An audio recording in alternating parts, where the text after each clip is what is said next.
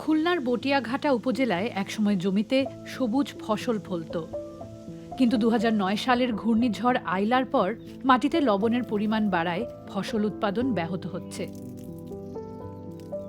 স্মৃতিরানী মণ্ডলের পরিবারের আয়ের প্রধান উৎস একসময় ছিল জমির ফসল, কিন্তু এখন সেই জমি ধীরে ধীরে উর্বরতা হারাচ্ছে।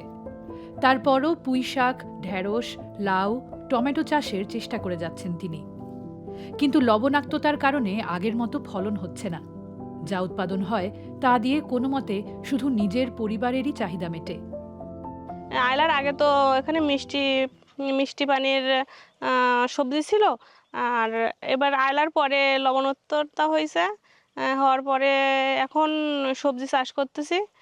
সবজি হচ্ছে ভালো, কিন্তু এই গরম রোদ্রে আপনার সবজি লাগাতে খুব কষ্ট হয়। রোদের কারণে লবণ ওঠে, জল দিয়ে মানে পানি দিলেও আপনার লবণ ওঠে আপনার সবজি ভালো হয় না। দীপক কুমার মণ্ডলের জমিতেও একই চিত্র। একসময় তার জমিতে নানা ধরনের সবজি হতো, এখন লবণাক্ততার কারণে বারবার বীজ নষ্ট হয়ে যাচ্ছে। কৃষি সম্প্রসারণ অধিদপ্তরের খুলনা অঞ্চলের অতিরিক্ত পরিচালক রফিকুল ইসলাম জানিয়েছেন, বাংলাদেশের উপকূলীয় অঞ্চলের প্রায় ১০ লাখ হেক্টরের বেশি জমি লবণাক্ততায় আক্রান্ত। খুলনা সহ দক্ষিণ পশ্চিমাঞ্চলের প্রায় ৯০ লাখ মানুষ সরাসরি এই সংকটে ক্ষতিগ্রস্ত, যাদের অধিকাংশই কৃষি নির্ভর বলে জানান তিনি। এই অঞ্চলের প্রায় ৭০% মানুষ জীবিকা হারানোর ঝুঁকিতে, অর্থাৎ আনুমানিক ৫০ থেকে ৬০ লাখ মানুষ সরাসরি ঝুঁকিতে রয়েছেন। তবুও হাল ছাড়েননি দীপক কুমার মণ্ডল। মাটি কুপিয়ে উঁচু করে আবারও চাষের চেষ্টা চালিয়ে যাচ্ছেন। আগে মাটির মিষ্টতা ছিল, মাটির গুণাগুণ ভালো ছিল, লবণাক্ততা ছিল না মাটিতে, তখন সব ফসলই আমাদের চাষ করতে পারতাম। কিন্তু আইলার পরে এই মাটিতে লবণাক্ততা হয়ে যায়। এই লবণাক্ততার কারণে এখানে যে কোনো বীজ আমরা দিলে ঠিকমতো ফোটে না ফোটার কারণে আমরা কৃষক যারা আছি তারা ফসল ঠিকমতো পাই না। লবণ বাড়তেছে, মূলত মাটির উর্বর ক্ষমতা কমে যায় লবণ উঠলে। আর যেখানে মিষ্টি থাকে, যেরকম আমাদের বটিয়াঘাটা ওই সাইড দিয়ে কিন্তু লবণ ওঠে না। ওই জায়গার মাটিতে আপনি যা ফেলাবেন তাই হয়, কিন্তু এই যে জায়গার মাটি মনে করেন লবণ আছে, এই জায়গার কোনো সুযোগ দেয় না।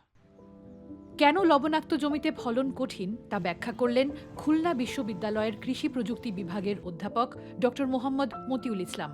এই লবণাক্ততাযুক্ত মাটিতে যে সমস্যাটা থাকে, যে সেখানে অত্যধিক কর্দমাক্ত থাকে, যার ফলে যে অক্সিজেনের ঘাটতি হয়, তারপরে বিভিন্ন ধরনের যে ফাঙ্গাস, ব্যাকটেরিয়া এগুলো বেশি পরিমাণে থাকে, ফলে রোগবালাই বেশি হয়, এবং ওখানকার উচ্চ তাপমাত্রাযুক্ত পরিবেশের কারণেও আসলে ফসল হওয়াটা কঠিন।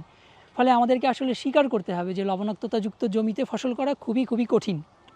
লবণাক্ততা চাষের কাজকে কঠিন করে তোলায় বহু কৃষক মাঠ ছেড়ে অন্য পেশায় যাচ্ছেন। কেউ রাজমিস্ত্রি, দিনমজুরের কাজ করছেন, কেউ পাড়ি জমাচ্ছেন শহরে। তা ঠেকাতে পারে লবণাক্ত জমিতেও ফসল ফলাতে পারা নতুন ধান ও গমের জাত, যা বের করেছেন বিজ্ঞানীরা। ধানের জাতের মধ্যে আছে ব্রি ধান ৬৭, ব্রি ধান ৯৭, ব্রি ধান ৯৯ এবং বিনা ধান ১০। গমের মধ্যে আছে BWMRI গম ৪, বাড়ি গম ৩৩। আলুর জাতের মধ্যে আছে বাড়ি আলু ৭২। আগামী ৫ বছরের ভিতরে ৬০,০০০ হেক্টর জমি আমরা শুধু খুলনা চাষের হাতে নিয়ে আসবো। ৬০,০০০ হেক্টর জমি আমরা বলছি যে প্রত্যেক কৃষককে আমি টার্গেট করব। স্পেশালি আমার না, আমার যে ছোটো কৃষক তাকে বছর বাগান দেবো, যে মাঝারি কৃষক তাকে প্রণোদনা দেবো, যে বড় কৃষক তার এখানে পার্টনার প্রকল্প আছে তার মাধ্যমে তাকে প্রদর্শনী দেবো, আমরা তাকে হেল্প করবো। বেশিরভাগ কৃষক আমরা প্রশিক্ষণ দেবো। এমন লবণাক্ত জমিতে ফসল ফলানোর কিছু কৌশল জানান খুলনা বিশ্ববিদ্যালয়ের অধ্যাপক মতিউল ইসলাম। সাধারণ কিছু প্রযুক্তি আছে, যেমন জমির মাটি উঁচু করে লবণাক্ততা কমানো যায়।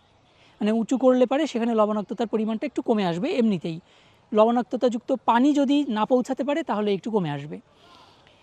সেভাবে করে আমরা করতে পারি। সেক্ষেত্রে একটু উঁচু পদ্ধতির যেরকম চাষ আছে, যে সর্জন পদ্ধতি বলে, রিজ বেড পদ্ধতি বলে, ফারো এবং বেড পদ্ধতি, সেই পদ্ধতি বলে, এই পদ্ধতিগুলো করে কিন্তু আমরা চাষ করতে পারি। তারপরে পিট ক্রপ করা যায়, সেগুলোও আসলে লবণাক্ততাযুক্ত জমিতে ফসল উৎপাদনের বিভিন্ন সহজ টেকনিক। বিশেষজ্ঞরা বলছেন, লবণ সহিষ্ণু ফসল, কার্যকর পানি ব্যবস্থাপনা এবং দীর্ঘমেয়াদী পরিকল্পনা ছাড়া এই সংকট থেকে উত্তরণ সম্ভব নয়। তবে বাস্তবে এখনো অনেক কৃষক সেই সহায়তা থেকে বঞ্চিত। লবণাক্ততার সঙ্গে লড়াই করে টিকে থাকার চেষ্টা করছেন দক্ষিণাঞ্চলের মানুষ, কিন্তু কতদিন?